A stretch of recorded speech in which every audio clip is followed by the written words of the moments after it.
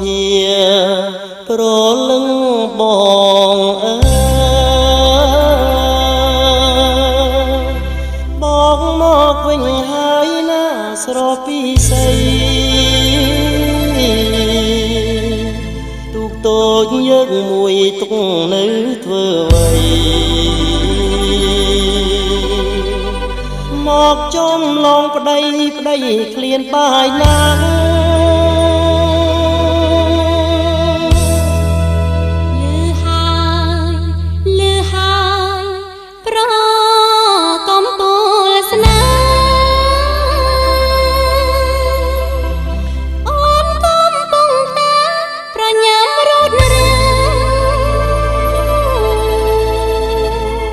ឡើងលឿនឡើងបងនឹកអូនណាស់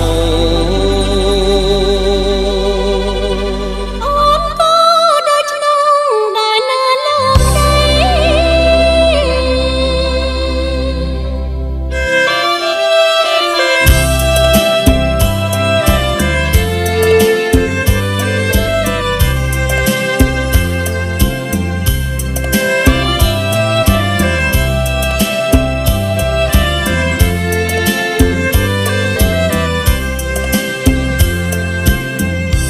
ដែលបងបានចេញទៅធ្វើសឹកបានបាយខ្លាំងទឹកណាស្រពីស័យតែបងច្បាំងគ្នាពួតមើលចង់រៃហើយបានជោគជ័យគ្រប់ពេលវេលាមកពីអូនខំបានស្រន់បើព្រះ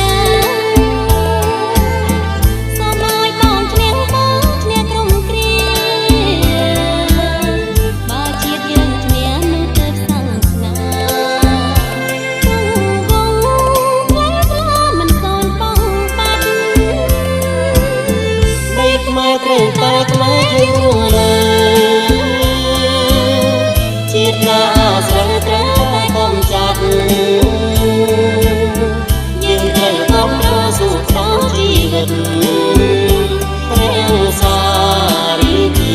ណាចាស់ខ្មែរអូននឹងបងពេញភ្លេចទាំងញៀនខ្មាំអូននឹងបងនឹងចាចិនស្នាចំណែកបងវិញនឹកអូនណាស់